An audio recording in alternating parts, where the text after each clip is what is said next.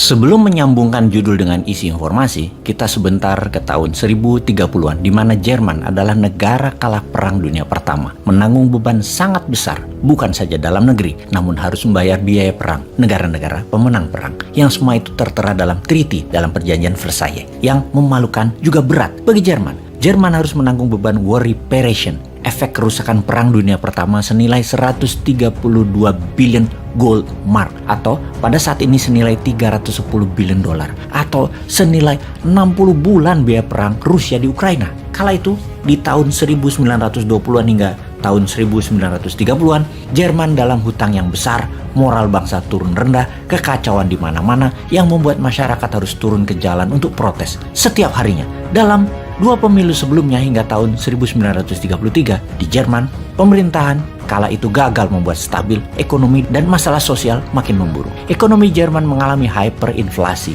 pengangguran dan ketidakpastian ekonomi. Hitler dan Nazinya memanfaatkan peluang tersebut, yaitu kekacauan negara Jerman, khususnya dalam masalah ekonomi, sebagai tema propaganda dan berhasil mengambil alih pemerintahan serta membuat Jerman menjadi negara superpower dengan cepat. Ketika 30 Januari 1933, Hitler dilantik menjadi kanseler. Selanjutnya adalah sejarah yang kita semua sudah tahu. Moral of the story, cerita di awal itu adalah masalah finansial dan inflasi bisa merubah jalan sejarah, bisa change the course of history. Bersama dengan itu semua kita kembali ke keadaan kita sekarang dalam minggu-minggu kemarin hingga saat ini dan beberapa bulan ke depan.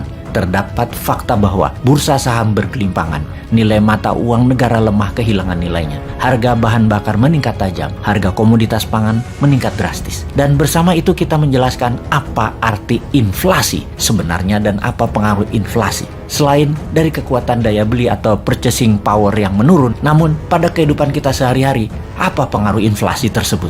Apa efek inflasi bagi dunia saat ini? Sehubungan dengan inflasi semakin meningkat, sebaiknya harta Anda, uang Anda diletakkan sebagian di emas, di dinaran, aplikasi yang membuat rupiah Anda memiliki emas sebagai jaminannya. Dalam rekening Anda ada 10 juta rupiah yang Anda bisa belanjakan dan ambil setiap saat karena bisa ditransfer antar bank seketika. Juga memiliki kartu ATM GPN. Di sisi yang sama, ada sejumlah emas di rekening Anda yang juga bisa diambil kapanpun dengan dinaran gold ATM. Mana ada rekening yang punya 2 mata uang, yaitu rupiah dan emas, hanya di dinaran. Ayo segera download aplikasi di Android dan iOS. Sekarang kita kembali ke inflasi dunia. Dunia saat ini dikuasai berbagai macam kepala negara dan bentuk pemerintahannya. Ada yang atas nama demokrasi yang dimodifikasi, ada rezim otoriter, ada bentuk kerajaan atau sistem monarki, dan banyak rupa model dan sistem pemerintahan. Pertanyaannya, apakah akan selamanya begitu di masa ekonomi terbatas dan inflasi tinggi seperti yang sekarang sedang terjadi? Atau akan berubah total, bahkan terjungkal penguasa yang gagal kelola inflasi tersebut? Kita semua tahu, inflasi akan mempengaruhi politik sebuah negara atau sebuah wilayah. Juga akan banyak perubahan kebijakan, juga perubahan prioritas sebuah pemerintahan, juga berefek kemiskinan. Kita akan bahas 4 masalah hal tersebut. Pertama, inflasi mempengaruhi politik. Inflation juga disebut sebagai the mother of political change, atau inflasi adalah ibunya perubahan politik. Seperti di awal video narasi kita ceritakan, post-war, efek setelah Perang Dunia Pertama. Kemudian juga di Indonesia misalnya, resesi ekonomi di 1996, kemudian menjadi krisis ekonomi di tahun 1997, di mana membawa krisis politik di tahun 1998 dengan tergulingnya pemerintah Orde Baru, dan sekarang perang Ukraina antara Rusia dan NATO. Efek pandemi 2 tahun ditambah perang yang lebih dari 120 hari di Ukraina confirm penyebab awal inflasi dunia sejauh ini. Bahkan yang memprotes agar perang segera disudahi dengan Rusia mendapatkan apa yang Rusia mau, yaitu wilayah buffer, Donbas dan Crimea, dan mendapatkan janji NATO tidak menambah lagi anggota NATO baru, terutama di perbatasan Rusia seperti Ukraina dan Finlandia. Sementara Amerika dan sekutu G7 kemarin mengatakan tidak akan berhenti perang hingga Rusia kalah atau mundur balik keluar Ukraina. Agaknya perang akan menjadi panjang, mengingat sebentar lagi dalam semester kedua tahun 2022, Oktober hingga Februari adalah musim dingin terdingin yang akan terjadi di Eropa Barat dan Eropa Timur. Mereka butuh gas, mereka butuh BBM Rusia. Ambiar itu Eropa kalau perang ini berkepanjangan. Kita kembali ke inflasi. Jimmy Carter ketika menjabat Presiden Amerika, beliau adalah Presiden Amerika yang sederhana, humble, petani, dan di zaman jabatannya, inflasi tinggi terjadi di Amerika. Harga makanan meningkat tajam dan harga bensin tinggi. Tingkat pengangguran terburuk dalam 10 tahun terakhir di zaman Jimmy Carter, ditambah derak kartel menguasai jalanan Amerika. Ujung-ujungnya inflasi menumbangkan Jimmy Carter, diganti oleh Ronald Reagan dengan kemenangan telak. Saat ini, di Amerika, harga pangan juga naik 10% dalam 4 bulan terakhir. Harga BBM naik 8%. November tahun ini, Joe Biden menghadapi midterm election. Peluangnya adalah inflasi akan memukul Biden dan akan merubah jalan sejarah politik Amerika ke depannya. Kita ke India sekarang. Di tahun 2014, Perdana Menteri lama India, Manmohan Singh, inflasi India terburuk kala itu sehingga Narendra Modi berkuasa dengan telak. Sekarang kita semua mengerti apa yang inflasi bisa lakukan kepada sebuah pemerintahan. Kita mereview inflasi dunia, global inflation. Saat ini berkisar di 7%. Harga pangan juga meningkat sekitar 7%-an sejak 4 bulan terakhir. Efeknya adalah ada 50 negara dunia saat ini dari 200 negara dalam keadaan parah, krisis parah baik politik, pangan, dan energi negara tersebut. Siapa saja mereka itu? Brazil, Israel, Pakistan, Bangladesh, Turki, dan jika terus-terusan inflasi di negara-negara tersebut meningkat dan tidak terkendali, bisa dipastikan pemimpin yang saat ini berkuasa seperti di Brazil, di Israel, bahkan Erdogan di Turki bisa terjungkal di tahun 2023.